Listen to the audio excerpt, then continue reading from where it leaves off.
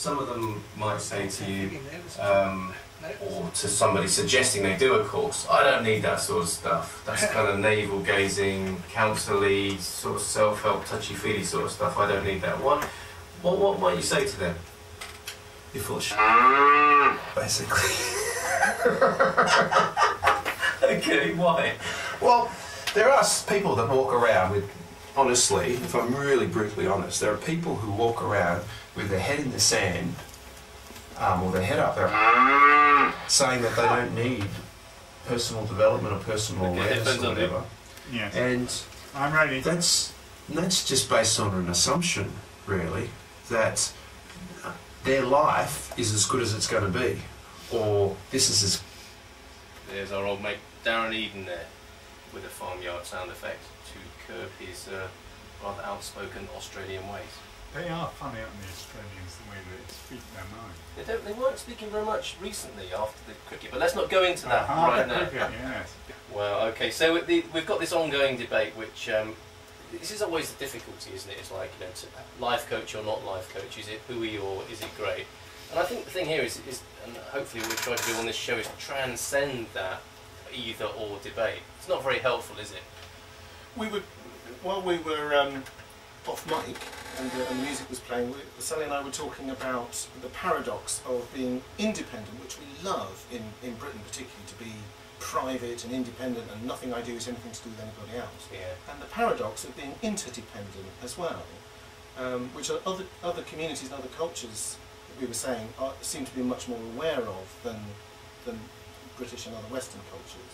But we all need it. I mean, you know, if we didn't have somebody generating electricity that comes to our homes or delivering fuel to the petrol station so we can drive our cars and so on, the world would pretty soon come to a halt anyway. So we are part of a team, whether we like it or not. And it's that allowing to give and receive from others as well that will often give us the sense of contribution and fulfilment that we are looking for and feel so empty with, which I think is partly why Sally was referring to earlier, people spending lots of time on computer games and so on. Nothing wrong with those, but sorry, Ade. Okay, right, okay, there's a little bit of a treat happening for people. If you're a Satish Kumar fan, listen up to a little thing that's going on that could turn into a big thing. Let's find out. On my day job on the Love Local food van, and serendipitously, I'm not sure if that's the right word, this is only a 2-minute interview, who is running an Earth Pilgrimage Walk, a guided meditation on the land with our old friends Organic Arts. Good 80s joke, fella. Well, I was inspired by some time with Satish Kumar, and I have an involvement with Organic Arts.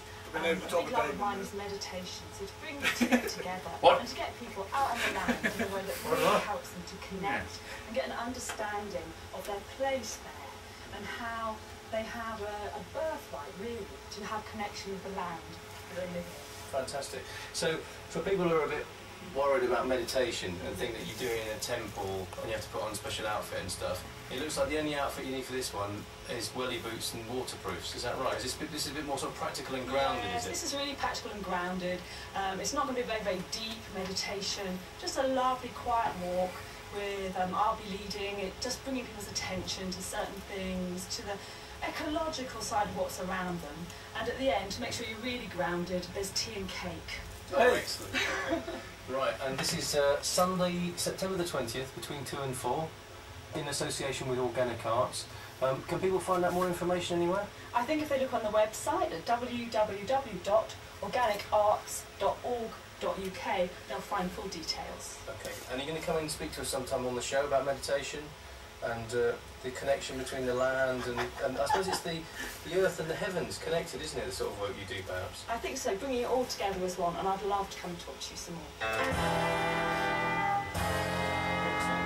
She knows nothing. Nothing. The new Exeter Radio Show. This is Carl Munson. This is Damien Houston. Join us every Thursday morning between 9 and 12 for the new Exeter Radio Show. The new Exeter Radio Show. You will learn what life really is.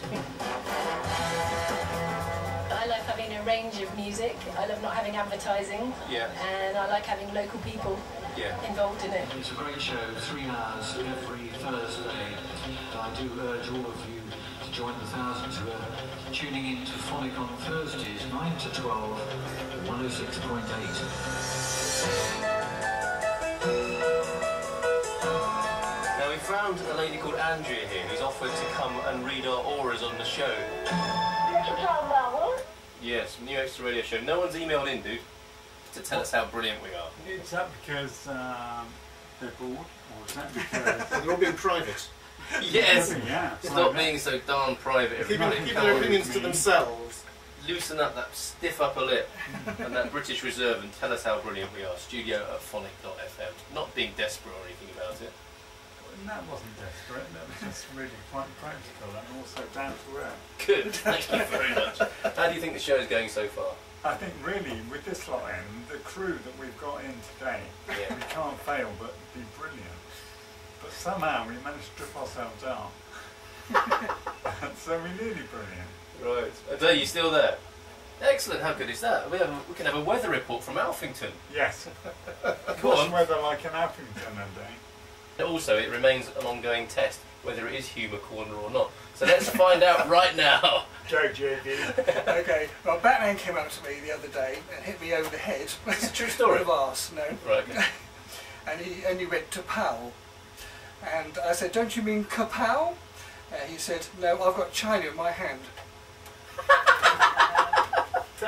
That's a good 80s music joke, Yes. isn't it?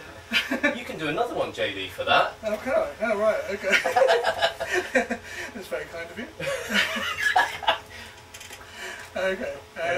It's interesting how people deal with being patronised, isn't it? I think you handle that very nobly there, JD. Right. I bought a train ticket, and a ticket seller said Eurostar, and I said, well, I've been on telly, but I'm no Dean Martin. Let's see if Ade is laughing at the other end of the phone.